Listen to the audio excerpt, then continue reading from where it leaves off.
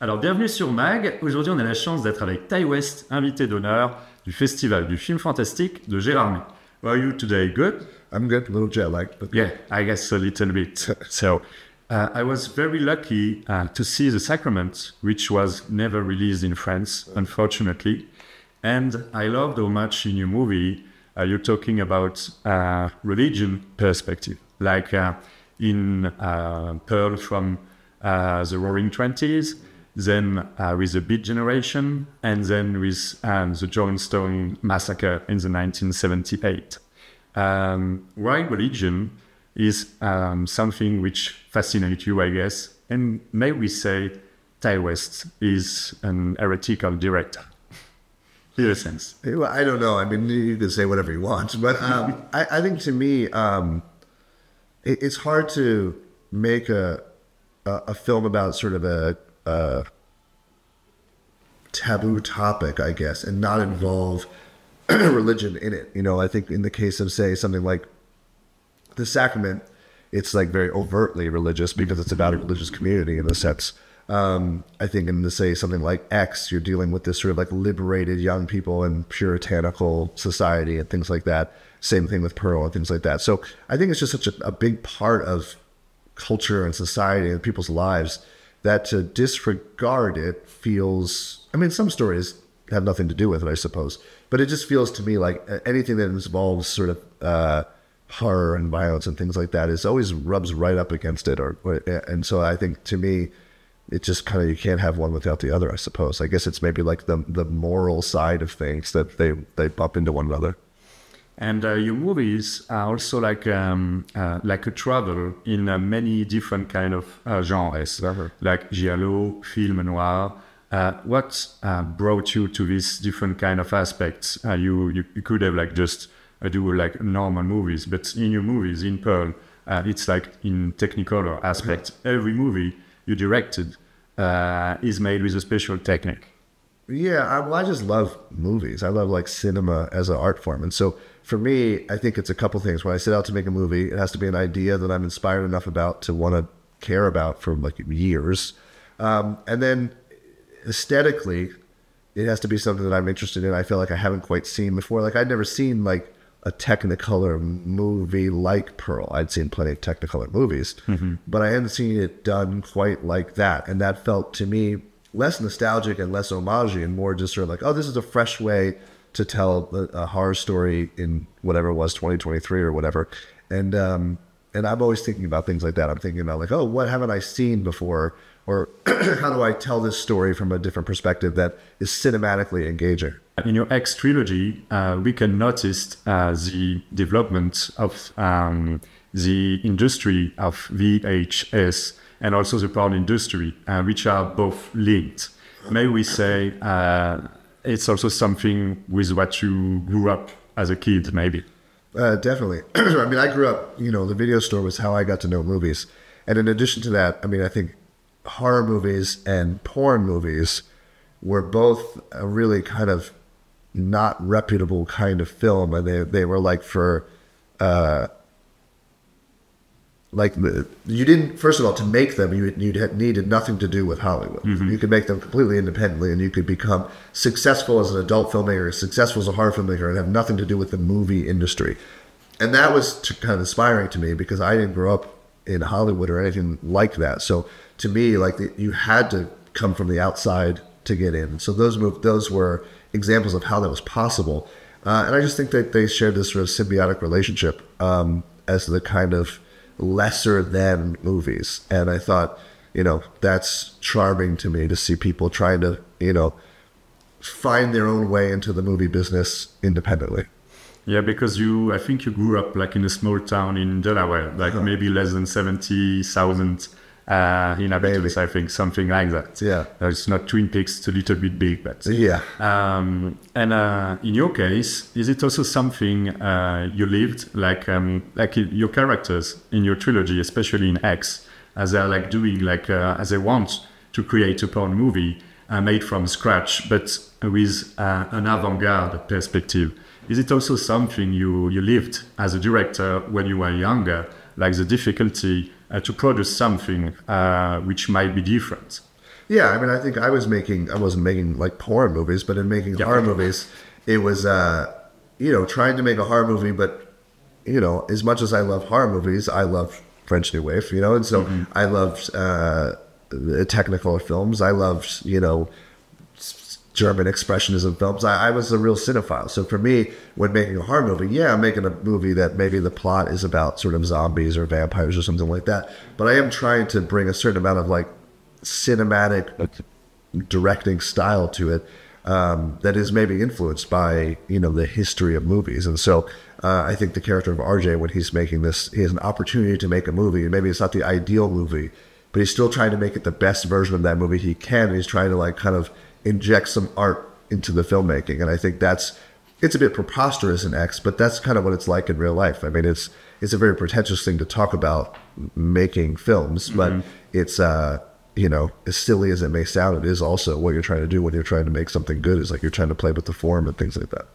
And there is also the question of censorship, like in your movie, like from behind.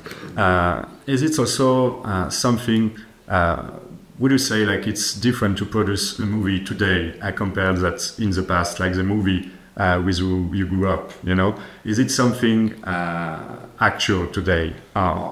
Because you were quite lucky in a sense to be able to produce a trilogy, which is very, very rare today.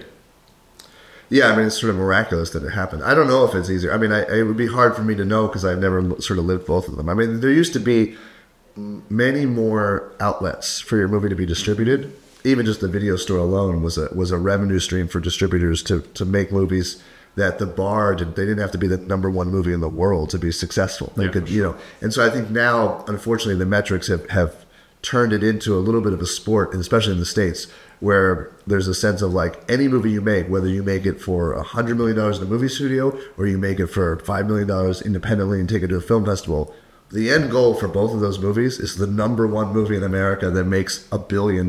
Yeah. That's like a little bit unreasonable, so but that is kind of what we've become accustomed to, is like whatever movie you make, as indie as it may be, like if it doesn't go to a festival and sell and then come out and be a huge hit, it's somehow seen now as like a lesser thing than it used to be. So that's, I think, unfortunate. But what are you gonna do? I don't know. Like in the past, when I was a kid, I grew up like with a video club. I could be able like to find some pearls like in the middle of nothing. Yeah. But it's much more difficult. Well, the internet has also, it's been a great help in the sense that now people have access to things that they may never have had access to before. However, the abundance of choice has also kind of devalued everything because, like you're saying, when you would go to the video store, if like when I grew up, if you wanted to see, let's say, Friday the 13th, you could go to the video store and you could rent that. And now let's say you want to watch part 2, but the video store you go to, they don't have part 2. Yeah. So you'd have to go to a different video store and sign up and do that just to see part 2. And then, like, because for whatever reason, they just didn't have the tape at the one that you went to. And there was kind of you had to put effort into that. And so whenever you found something that was new or exciting or you hadn't heard of, it was a real discovery. And then you kind of really watched that with a certain sense of like reverence that you appreciated things more. Now, when you can just click on it, and when you can click on it and turn it off in 20 minutes and click on something else, it's I think devalued the experience. More consuming. Yeah. Yeah, I remember when I was a kid, like just watching the covers in the video club, and at that time, covers like were very attractive. Yeah. Well, also you didn't have. I mean, the opportunity to stop a movie 20 minutes in because you're not hooked, and then just click on something else is weird, because it used to be you would go rent a movie and that was, you just committed to that movie. Just like if you went to the movie theater, you committed to 2 hours of, for better or worse, we're going to try to like this movie. Maybe it wasn't the best movie. Maybe you didn't like it. Maybe you loved it. Only time would tell. Now, if 15 minutes in you're not hooked on a movie, and then you click another movie, and it's like you didn't really give that movie a fair shake. And I think that's an unfortunate change. Yeah. And what is your view on the film de genre industry and fantastic cinema in general? Because I don't know, like maybe years ago, like it was like a punk affair in a sense. And now today, some movies like The Substance are awarded as the biggest bourgeois festival, which name is Cannes.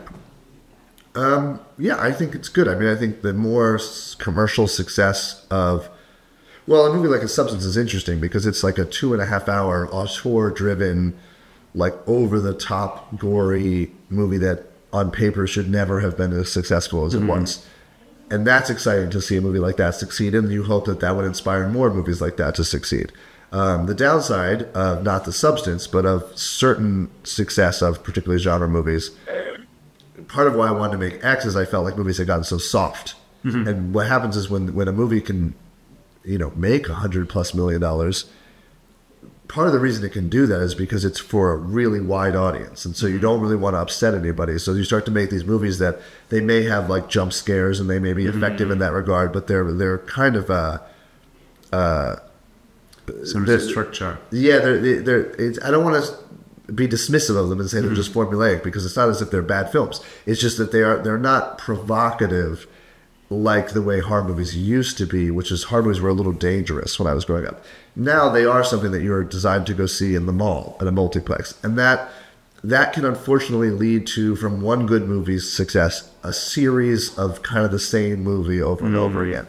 And that's not what The Substance is. The Substance is its own kind of thing, and that's very inspiring. So with the success of something like that, that's very exciting and very inspiring. And then with the success of maybe like the 5th sequel of a movie that was only so-so to begin with, is a little bit disappointing, because then you think, oh God, this success is proving to the marketplace that this is what people should be investing their money in. But maybe The Substance is say, hey, give some money to someone who wants to make a 2.5 hour, like, you know, body horror movie. But is it an exception? Because in a sense, it's a French movie. It's probably, I'm sure it's an exception. I mean, yes. In America. So. Yeah, it